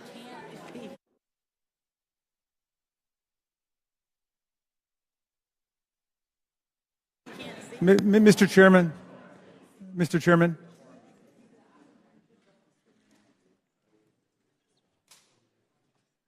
Mr. Chairman, just a point of order here. I believe there are members who've been interviewed by the media from their seats. Do we allow that? They identify as clerks. That have Chairman, sorry. Like as clerks? that what? You're not respecting their identity? Wait, someone is being. Okay. Is that allowed? For decorum, the media will evacuate the well Mr. Chairman, at the request of the Mr. Chairman, complaint of the ranking member. Netflix followed Hunter Biden into this room. I don't remember anyone across the aisle complaining about Hunter Biden, his TV film crew, when he came up here. That's a good point. So do you withdraw that? Do you withdraw that? Yeah, I was just. Okay, Mr. Raskin withdrew this one. So, are we ready to proceed with Ms. Greene finishing her 4 minutes and 21 seconds? What is the ruling on the motion to take her words down? I thought we had an agreement. Okay. Yeah. Mr. Chairman, I would just urge you to prevail upon the distinguished gentlelady from Georgia.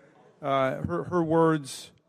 Well, it's very difficult for the stenographer to understand everything with everyone yelling and screaming back and forth. But we went through this with I would like to make a point. We went through this with some of the things that Mr. Swalwell said in the Hunter Biden deposition. Some of the things that he said negative about some of our staff and the members weren't picked up by the stenographer, unfortunately, because there was so much yelling. Fair enough, Mr. Chairman, but I think we don't want to see a complete dissent of our committee. And the verbatim quote of the gentlelady was, "I think your fake eyelashes are messing up your reading." That is what she said. I think your fake eyelashes, and that's obviously engaging in personalities. It's an ad hominem attack, and I would just ask every member of this committee, in a fair-minded way, would you want to be talked to in that way about your personal appearance by another member of the committee? Because what we're doing is we're setting standards going forward.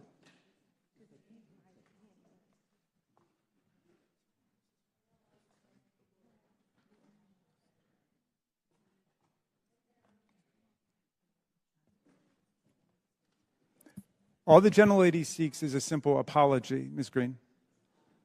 Look, I will say this. For committee decorum, we're not supposed to engage in personalities of members. That applies to everyone on both sides of the aisle. Mr. Moskowitz, Ms. Greene, every single member across the aisle. Can we? What did he say? He just threw Moskowitz into it for now. Can we? Can we proceed? The motion belongs to the gentlelady from New York, Ms. Ocasio-Cortez. Okay, the clerk. Back to order. The clerk will report. The stenographer. Mr. Chairman, there was a lot of over talking, but as far as we can make out, and you can remove your false eyelashes too. Okay. Well, let's have a vote on that, because I honestly don't think there's a member in this committee who would think we should descend to that level of discourse here, other than one, perhaps. I'm sorry? You agree it should be taken down, Mr. Dons? Mr. Raskin, the gentlelady from Georgia already said that she would strike down her words. What else are we doing past that point? I didn't realize apologies were a matter of... It's an agreement. No, the suggestion was made to the minority that rather than go through the process of formally taking her words down, which means she wouldn't be able to speak for the rest of our hearing, as you know, that she could continue to speak, but she would voluntarily take her words down and offer a sincere apology. I'm going to rule, overrule the point of order. It wasn't personalities. It was undecorous. And I would encourage, again, every member to abide by committee decorum, and let's vote. We all know what we're here for. You're either going to vote for it or against it. Mr. Chairman. And the lady from Georgia has 4 minutes and 21 seconds Mr. remaining. Chairman, point of order. I appealed the ruling of the chair, Mr. Chairman, because the rules provide that you cannot insult another member's personal appearance or attire. And that is obviously part of engaging in personalities. Mr. Chairman. Mr. Chairman. Mr. Chairman. Hold on. We have so many motions. We're sitting here trying to. All right, there's now a motion to table Mr. Raskin's motion. No, but I was appealing your motion. The motion by Mr. Perry, seconded by I don't believe Mr. you can Gosar. table motion. I All don't believe those you in can table. favor? It's not eligible to This table. is It's not eligible to table. We can table the appeal. We can table the appeal. I don't know if we can table. Is The it underlying privilege to motion. strike? We can table the appeal. There's a motion and second to table the appeal. Okay, just to be clear, your ruling was that she had not engaged in personalities? Mr. Chairman, when do I have my 4 minutes and 21 seconds? I've already ruled. I've already ruled. Mr. Chairman, point of order. All right, so No, there's a motion to vote on. It's not debatable. Motion by Mr. Perry, seconded by Mr. Gosar to table. All those in favor of tabling signify by saying aye. Aye. All those opposed, no. No. Motion passes to table. Now, move for the Chair ayes and the nays. recognizes Ms. Green. I want to move for the ayes. A recorded vote. A recorded vote to table has been requested. The clerk will call the roll on table. Amendments at the desk. Mr. Jordan. Have an amendment at the desk. We're voting on a requested roll call vote on whether or not to table. She started the roll call with Mr. Jordan. Mr. Turner. Mr. Gosar. Mr. Gosar votes yes. Ms. Fox. Ms. Fox votes yes. Mr. Grothman. Mr. Grothman votes yes. Mr. Cloud. Mr. Cloud votes yes. Mr. Palmer. Mr. Palmer votes aye. Mr. Higgins. Mr. Higgins votes yes. Mr. Sessions. Mr. Sessions votes aye. Mr. Biggs. Mr. Biggs votes aye. Ms. Mace. Ms. Mace votes aye. Mr. LaTurner. Mr. LaTurner votes aye. Mr. Fallon. Mr. Fallon votes aye. Mr. Donalds. Mr. Donalds votes yes. Mr. Perry. Mr. Perry votes aye. Mr. Timmons. Mr. Timmons votes aye. Mr. Burchett. Aye. Mr. Burchett votes aye. Ms. Green. Aye. Ms. Green votes aye. Ms. McLean. Ms. Boebert. Present. Ms. Boebert votes present. Mr. Fry. Mr. Fry votes aye. Ms. Luna. Ms. Luna votes aye. Mr. Langworthy. Mr. Langworthy votes aye. Mr. Burleson. Mr. Burleson votes aye. Mr. Waltz. Mr. Raskin. Mr. Raskin votes no. Ms. Norton. No. Ms. Norton votes no. Mr. Lynch. Mr. Lynch votes no. Mr. Connolly. Nay. Mr. Connolly votes nay. Mr. Krishnamurthy. No. Mr. Krishnamurthy votes no. Mr. Khanna. Mr. Mfume. No. Mr. Mfume votes no. Ms. Ocasio-Cortez. Ms. Ocasio-Cortez votes no. Ms. Porter. No. Ms. Porter votes no. Ms. Bush. Ms. Brown. Ms. Brown votes no. Ms. Stansbury. Ms. Stansbury votes no. Mr. Garcia. Mr. Garcia votes no. Mr. Frost. Mr. Frost votes no. Ms. Lee. Ms. Lee votes no. Mr. Kassar. Mr. Kassar votes no. Ms. Crockett. No. Ms. Crockett votes no. Mr. Goldman. Mr. Goldman votes no. Mr. Moskowitz. Mr. Moskowitz votes no. Ms. Tlaib. Ms. Tlaib votes no. Ms. Presley. Ms. Presley votes no. Mr. Chairman. Mr. Chairman votes yes.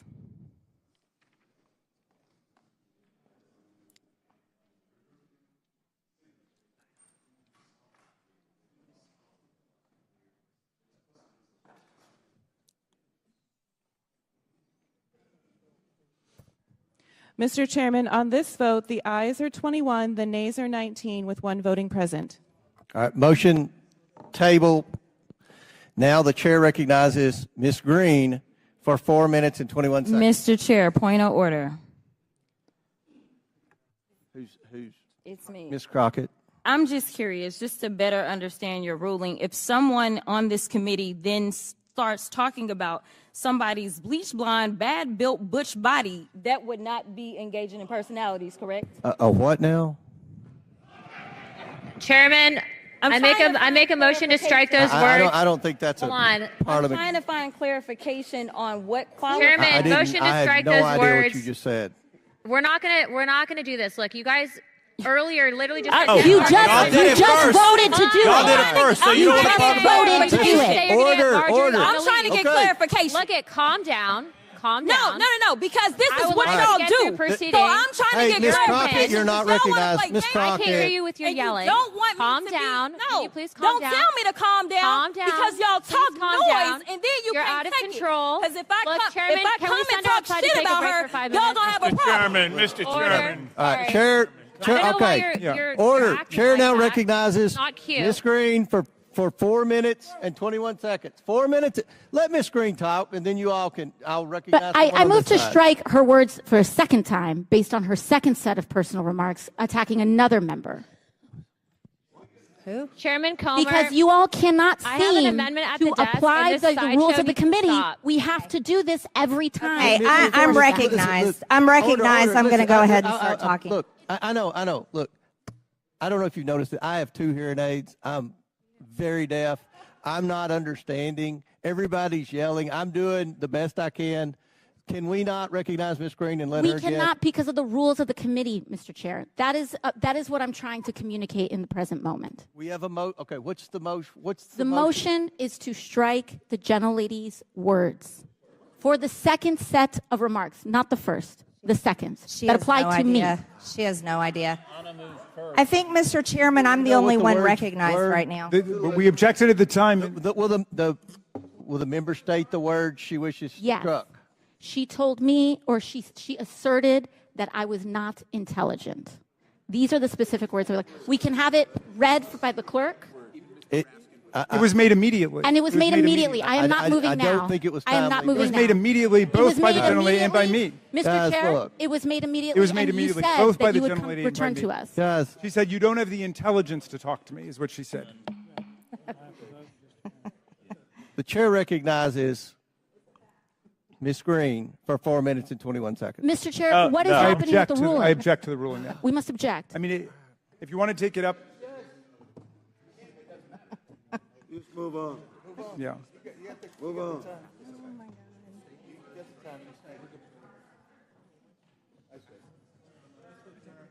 We should just adjourn. You can't say I Yeah. object because of I was- or hearsay. Yeah. Yeah. Yeah. I thought Jerry Springer died.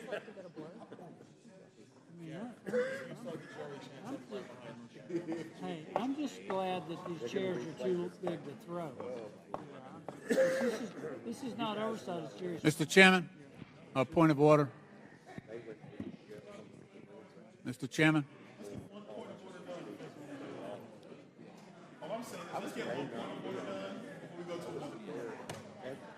Mr. Chairman, on a point of order.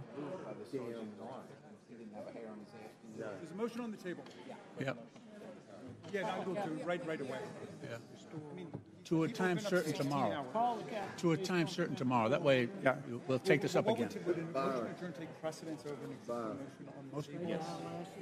Motion to recess, wouldn't it? To day to day? To adjourn would take precedence over Alex, how do you feel about my moving to adjourn? Okay. Okay.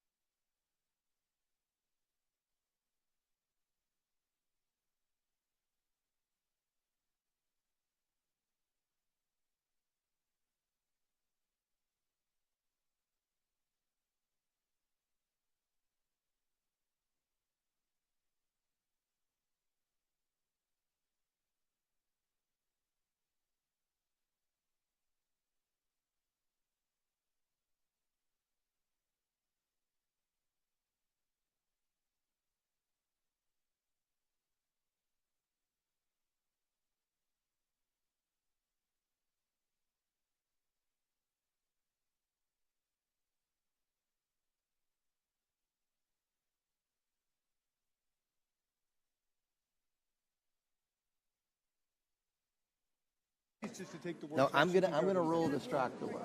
Okay. All right. We got it. All right. Okay. All right. Back in order. The committee will come back to order. The chair rules to strike the words that Ms. Greene said, where she said that Ms. Ocasio-Cortez was not. Said she lacked the intelligence to speak to her when, in fact, Ms. Ocasio-Cortez is a brilliant member. Get anything on me. No, we should be on the record with what was Okay, we struck the words that she said, you're not intelligent. Are we good on that? No. The words have been struck. No, it was, no. It was to take the words down. Yeah, we're Mr. good. Chairman. Goldman, you're out of order. Listen. Mr. Chairman, her motion was to take her words down, not to strike the words. It was to strike the words. That's what Ms. Ocasio-Cortez asked. Which is to take them down. There's no such Which thing. is to take them down. Which is to take them down. Which is to take them down. They've been taken down. All right, then that means that Ms. Greene has to leave the committee. Mr. Goldman, you're out of order. Now, I want everyone to let's comply with decorum. The chair recognizes Mr. Chairman. Ms. Greene from her words were taken down. No, her words were taken down. That means she cannot speak. The chair recognizes. If her words are stricken, she cannot speak in this hearing. Talk to your parliamentarian. She has to get out.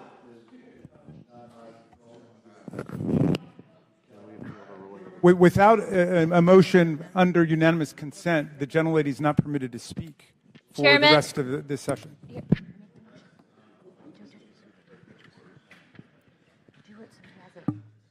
And we're happy to revive our motion to adjourn, Mr. Chairman. I think these 17-hour days might not work for us. Something about working, huh? Yeah, maybe showing up for a vote. You have a lot to say, being that you're on retainer for the judge's daughter. Sorry, trust fund kid. Mr. Chairman. We should strike those words too. I hope you brought your popcorn. Mr. Chair, Strike we have to those strike after those as we well. strike the Mr. fact that they Chairman. called they were making comments about Marjorie's body. So we can do this all night long, but I have a motion. Mr. Chairman, this is out of I'd like to control. get. We should adjourn, Mr. Chairman. Motion at the desk. Mr. Chairman, I think my body's pretty good. I'm going to be 50 point of order. this month. I am. I turned 50. Mr. Chairman. Pretty good. Mr. Chairman. Thank you. Mr. Chairman. Thank you. I appreciate that. We have some members in the room who are drinking inside the hearing room who are not members of this hearing. Mr. Chairman. Mr. Chairman, we have members who are not on this committee sitting in the hearing We have room members drinking. talking who haven't been recognized. Mr. Chairman, point of inquiry. Mr. Chairman, point Democrats are against Mr. drinking. Chairman, point of inquiry. Yeah. Mr. Chairman, Water. We're going There to you go. suspend. We're going to suspend for 5 minutes while our staffs work the parliamentary questions out. So this committee has Mr. suspended Chairman. for 5 minutes. It'd be a good time for everyone to go out and take Can a we break. apologize to the Get some American fresh people air. back home 5 first? minutes. That would be really Committee great. will if we reconvene in just 5 heard how minutes. sorry we are that we're not